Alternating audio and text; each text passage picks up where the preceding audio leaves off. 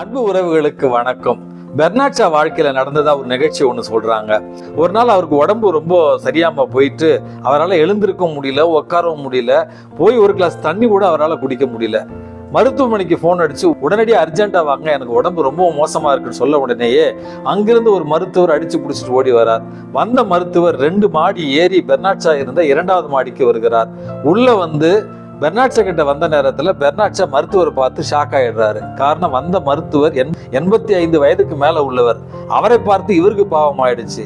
வந்த டாக்டர் மேல் மூச்சு கீழ் மூச்சு வாங்க பெர்னாட் ஷாவை பார்த்து, எனக்கு மூச்சு அழைக்குது, தாகமா இருக்கு, கொஞ்சம் தண்ணி கொடுங்களேன்னு கேட்ட உடனே பெர்னாட் ஷா எந்திரிச்சு சமையல் அறைக்கு போய் ஒரு கிளாஸ்ல தண்ணி கொண்டு வந்து மருத்துவர் இடத்துல கொடுத்தாராம். கொடுத்துட்டு மருத்துவர் அந்த தண்ணியை குடிச்சிட்டு, சரி நான் போயிட்டு வரேன், ட்ரீட்மெண்ட் முடிஞ்சுது, ஃபீஸ் 2500 ரூபா கொடுங்கன்னு கேட்ட உடனேயே பெர்னாட் ஷா சொன்னாராம், வந்தீங்க இன்னும் ட்ரீட்மெண்ட்டே கொடுக்கலையே, அதுக்காட்டி எதுக்கு ஃபீஸ் கேட்குறீங்க அப்படின்னு கேட்ட நேரத்தில் அந்த மருத்துவர் சொன்னாராம், என்ன உங்க கம்ப்ளைண்ட்டு, எந்திருக்க முடியல, உட்கார முடியல, ஒரு கிளாஸ் தண்ணி கூட குடிக்க முடியலன்னு. நான் வந்த உடனேயே நீங்க எந்திரிச்சிங்க, சமையல் அறைக்கு போனீங்க, தண்ணி குடிச்சிங்க, எனக்கும் தண்ணியை கொடுத்தீங்க, அதனால உங்களுக்கு இருந்த கம்ப்ளைண்ட்லாம் முடிஞ்சு போச்சு அப்படின்னு சொன்னாராம்.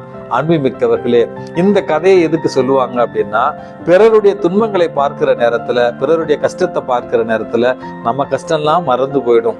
அதனால நான் எனக்கு மட்டும் என்று சுயநலத்தோடு சிந்திக்காமல் பிறர் நலத்தோடு சிந்திக்க ஆரம்பித்தோம் என்றால், பிறருக்கு உதவி செய்ய வேண்டும் என்று நம்ம நினைத்தால் இந்த வாழ்வு உண்மையாகவே அர்த்தமுள்ள வசந்தமான ஒரு வாழ்வாக மாறும்.